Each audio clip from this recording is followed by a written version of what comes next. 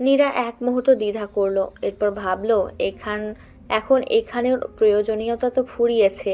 এই সুখী পরিবারের আমানিশা কেটে গেছে, তবুও চলে যাবে মনে হতেই ভেতরে তোলপাড় শুরু হলো। সে নিলয়কে বলল, একটু অপেক্ষা করো ভাইয়া, আমি বিদায় নিয়ে আসি।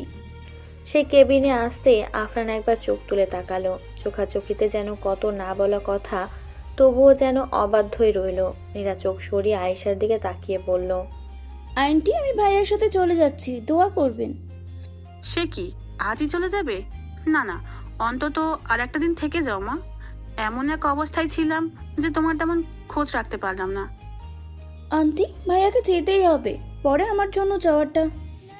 ওসব বললে শুনছি না মা। আর একটা দিন থেকে যাও, নিলয় তো আবার আসবে, তখন যাবে।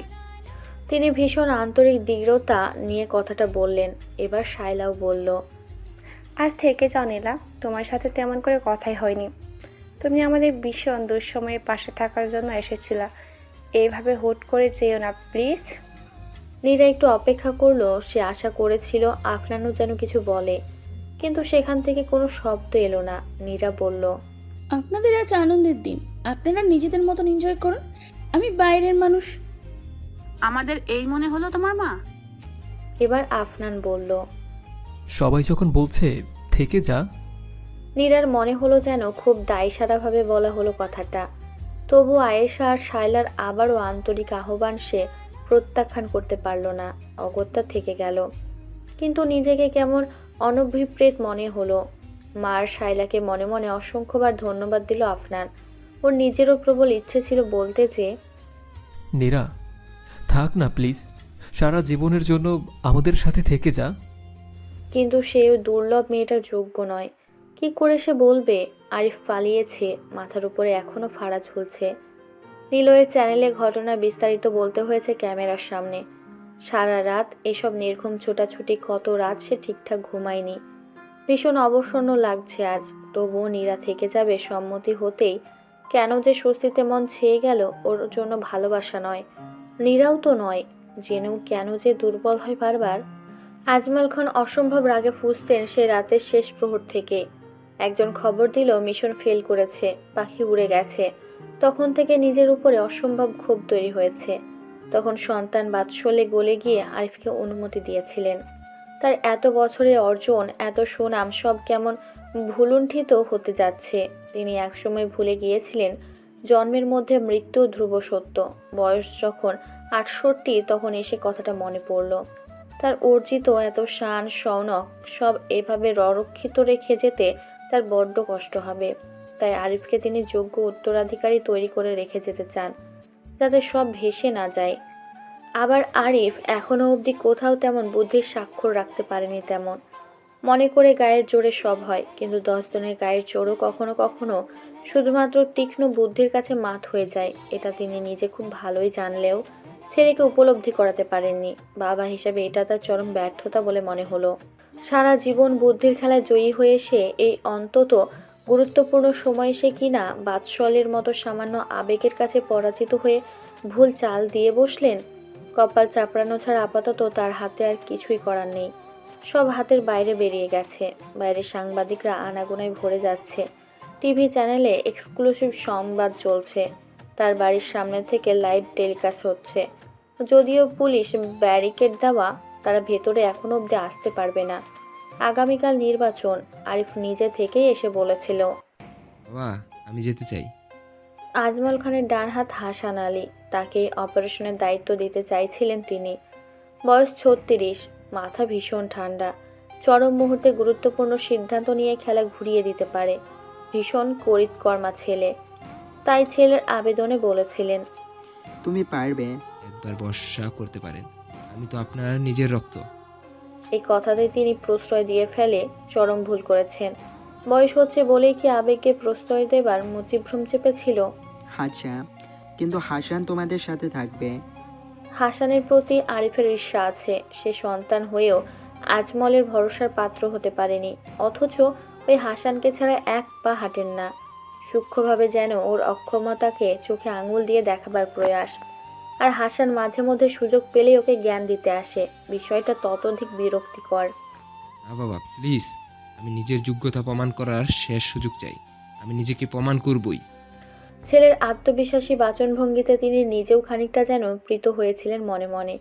হাসান যতই বিশ্বস্ত হোক, নিজের রক্ত তো নয়, তাই তিনি সম্মতি দিলেন। তবে হাসানকে দিলেন অন্য দায়িত্ব, রবিনদের বাড়ির বাইরে তীক্ষ্ণ নজর রাখতে। কে যায়, কে কখন বেরোয়, সব জানতে হবে তার। এটা তার প্ল্যানের পরবর্তী অংশ। হাসান অবশ্য এখনো ফোন করেনি, একবার শুধু বলেছে হাসপাতালে যাচ্ছে। আজমল আফনানকে কল করেছিলেন আরও ঘন্টাখানেক আগে। গদ্দারের বাচ্চা, কথা রাখলে ভিডিও ডিলিট দিবি বলছিলি, এখন টিভি চ্যানেলে দিয়ে দিছিস। আরও অকথ্য কিছু গালিগালাজ বেরিয়ে এলো একসাথে। স্নায়বিক অস্থিরতায় তিনি নিজের উপরে নিয়ন্ত্রণ হারাচ্ছেন। এটাও বয়সের জন্যই বোধ হয়।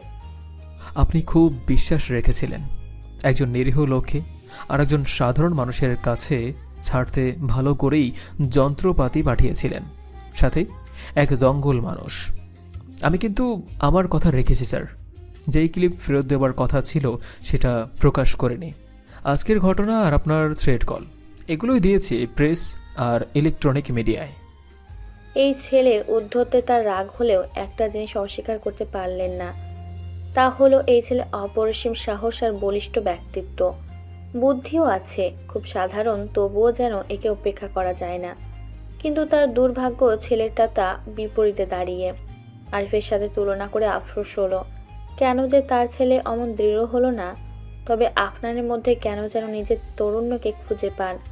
তিনি যখন শুরু করেছিলেন তখন দেশ সেবা করার ব্রত নিয়েই তো এসবে জড়িয়েছিলেন। কখন যে স্রোতের টানে গা ভাসিয়ে পাকে নেমেছেন। রিপু ভারী ভয়ঙ্কর, কখন যে আষ্টে পৃষ্ঠে বেঁধে ফেলে প্রলোভনে বোঝা দায়। চারদিক থেকে খারাপ বাতাস যেন তার চারপাশের পরিবেশ বিষিয়ে তুলছে। দলের জরুরি সভায় তাকে আমন্ত্রণ জানানো হয়নি। আরিফ পলাতক, ওকে গা ঢাকা দিতে বলেছেন তিনি। আচমকা তার বুকে ব্যথা হলো। প্রচণ্ড বুকে ব্যথা নিয়ে তাকে ভর্তি করা হলো হাসপাতালে। তার বাড়িতে রেখে আসা ব্যক্তিগত মোবাইলে ভীষণ জরুরি কল আসছে বারবার, হাসানের কল। কিন্তু আজমল তখন হাসপাতালে অবচেতনে। খানিকটা সুস্থির হয়েছিলেন আজমল সাহেব, কিন্তু সকাল থেকে উত্তেজনা অনুভব করছিলেন। নির্বাচন শুরু হয়েছে, কিন্তু এমন অসহায় অবস্থা এর আগে অনুভব করেননি। মিডিয়া আজ আরও তোলপাড়, বুকে আবারও ব্যথা অনুভব করছেন তিনি। দুপুরের পরে একসাথে জীবনের সব চাইতে খারাপ দুটো খবর শুনলেন। নির্বাচনে তার ভরাডুবি হতে যাচ্ছে, এটা তো অনিমেষ ছিলই, সাথে তাকে দল থেকে অব্যাহতি দেওয়া হয়েছে। এই যে হাসপাতালে শুয়ে আছেন, তার পাশে নিজের এতদিনের বিশ্বস্ত কিছু সাগরেদ ছাড়া অন্য কেউ নেই। স্ত্রী একবারও আসেনি তাকে দেখতে, নিজের চাহিদার বেশি পেয়েছেন সব সময়, সাথে স্বামীর ক্ষমতার দর্প, তাই নিজের মতোই থেকেছেন। পাশাপাশি থেকে দুইজন সরে গেছেন যোজন যোজন দূরত্বে। আজমল খানের মনে হলো এই যে তিনি জীবনে এত কিছু করলেন, তার তো আসলে প্রাপ্তি বলতে সমস্ত শূন্য, এ বিগ জিরো। স্বাচ্ছন্দ্যে চলার জন্য জীবনের যতটুকু প্রয়োজন তারও অনেক বেশির পেছনে তিনি আজীবন ছুটেছেন। তার মনে হলো এর শাস্তি তিনি শ্বাস চলমান অবস্থায় পেলেন। তার মনে হচ্ছে তার সময় যেন শেষ হয়ে আসছে। এই সময় তার কোনো আপন মানুষ পাশে নেই, তার জন্য এক ফোঁটা চোখের জল কারোর পড়বে না। এর চাইতে বড় শাস্তি মানুষের জীবনে আর কি হতে পারে? এত অর্জন যদি প্রয়োজনেই না লাগে, তবে সমস্তই যেন বৃথা, অর্থহীন। বুকে ব্যথা ক্রমশ বাড়ছিল তার। মনে হচ্ছিল একটা ভালো কাজ অন্তত করতে। হাসানকে নিষেধ করতে চাইছিলেন, কিন্তু আশেপাশে নিজের মোবাইলটা কোথাও দেখলেন না। তিনি প্রাণপণে চিৎকার করতে চাইলেন, কিন্তু গোঙানির শব্দ বের হলো। বুকের একপাশে হাত দিয়ে চেপে ধরলেন। শ্বাস আটকে আসছে, অসহ্য যন্ত্রণা হচ্ছে। শুধু একবার মনে হলো সমস্ত কর্ম ইরেজার দিয়ে মুছে জীবনটা যদি একবার নতুন করে শুরু করা যেত। উপলব্ধিটুকু হলেও আত্মশুদ্ধির সময় তিনি পেলেন না। পৃথিবীতে তার যাত্রা এতটুকুই ছিল। হাসান গতকাল থেকে সুযোগ খুঁজছিল রবিনের পরিবারের অন্তত একজনের হলেও যেন চরম ক্ষতি করা যায়। নিজের জীবন গুছিয়ে সে বিশ্বাসভাজন হয়ে উঠেছিল আজমল খানের মতো মহিরুহের। তার জন্য কম কাঠখড় পোড়াতে হয়নি তাকে। মহিরুহুকে আশ্রয় করে সে হয়ে উঠেছিল ত্রাস। কিন্তু মহিরুহি যখন উপড়ে গেছে, সেই এখন উদ্ভাস্ত। আজমল খান হাসপাতালে, বেঁচে ফিরবে কিনা ঠিক নেই। বাঁচলেও তিনি এখন একজন সাধারণ মানুষের মতোই মূল্যহীন। নতুন আরেকটা আশ্রয় হাসান আবার কতদিনে পাবে? ওই আফনান তাকে একেবারে নিঃস্ব করে দিয়েছে। অনেক মাথা খাটিয়ে এসে দেখলো সদ্যজাত শিশুটাই সকলের কেন্দ্রবিন্দুতে, প্রতিপক্ষকে ভেঙে দেওয়ার মোক্ষম টার্গেট। হাসানের চাপ দাড়ি আর গোপ ছিল, গতকাল রাতে সব কেটে ফেলেছে। বেশ পরিবর্তন করে নিজের হাঁটাচলা অবধি পাল্টে ফেলেছে। এখন খুব বেশি পরিচিত কেউ ছাড়া তাকে কেউই চিনবে না। সে সকাল থেকে হাঁটাহাঁটি করছে শায়লার কেবিনে যাই ফ্লোরে তার আশেপাশে। সাথে একজন মহিলাকে জোগাড় করেছে, সেও তার দলেরই একজন কর্মী। ভাবখানা এমন যে এই ফ্লোরে তাদের কোনো একজন আত্মীয়ের সন্তান হয়েছে, তারা দেখতে এসেছে। ওদের সিকিউরিটির খানিকটা ঢিলেমির জন্য একসময় সুযোগ এলো। পকেটে হাত দিয়ে ছুরিটার অস্তিত্ব আরেকবার পরীক্ষা করে নিল, এরপর ঢুকে পড়ল কেবিনে। আফনান গতকাল থেকেই সাংবাদিকের মুখোমুখি হতে হতে ঠিকমতো বিশ্রামও জোটাতে পারেনি। এক এক চ্যানেল থেকে আসছিল নিলয়ের হস্তক্ষেপে সেটা একটা প্রেস কনফারেন্স হিসেবে করা হয়েছে। তবুও তাদের এক্সক্লুসিভ ইন্টারভিউ লাগবে। পুলিশের চুলচেরা জেরা তো আছে। কিছু সাংবাদিকের প্রশ্ন আবার ভীষণ আপত্তিকর। প্রশ্ন শুনে মেজাজের পারদ চড়ে যায়। সে বিরোধী দলের সাথে আঁতাত করে কোনো ষড়যন্ত্র করেছে কিনা, কারণ নির্বাচনের সময়ে এমন একটা ঘটনা। আফনান চেষ্টা করেছে মেজাজ না হারিয়ে জবাব দিতে। এখন আবার থানায় এসেছে শফিককে সাথে নিয়ে। সাফাকাত সাথে ডেকেছেন। নীরা আয়েশাকে বাসায় পাঠিয়ে দিয়েছে বিশ্রাম নেবার জন্য।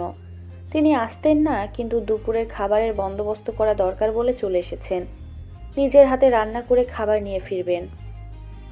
রবিনকে ঘুমের ওষুধ দিয়ে অন্য ওয়ার্ডে দেওয়া হয়েছে। অনেক রকম শারীরিক আর মানসিক ধকল গেছে ওর।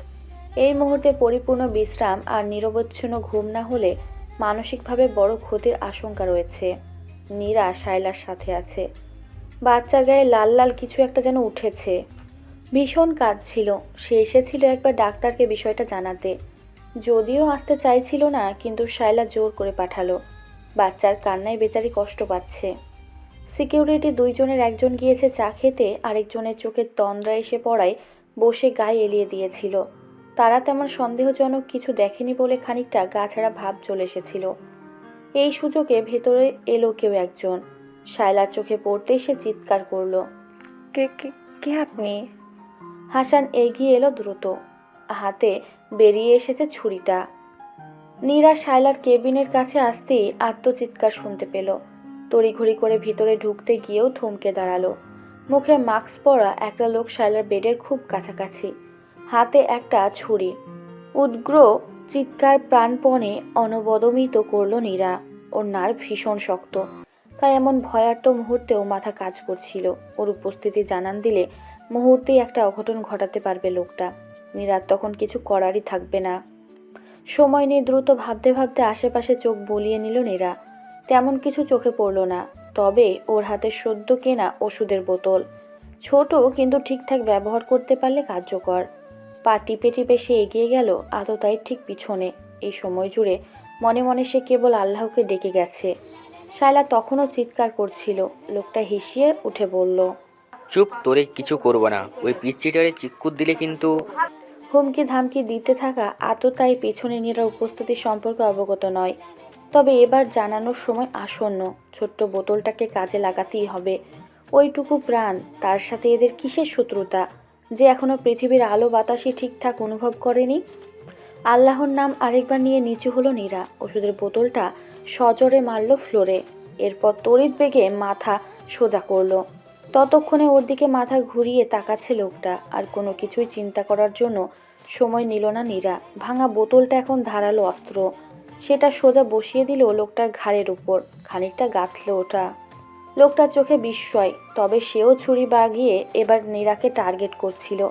কিন্তু এই অতর্কিত আক্রমণের জন্য লোকটা একেবারেই প্রস্তুত ছিল না।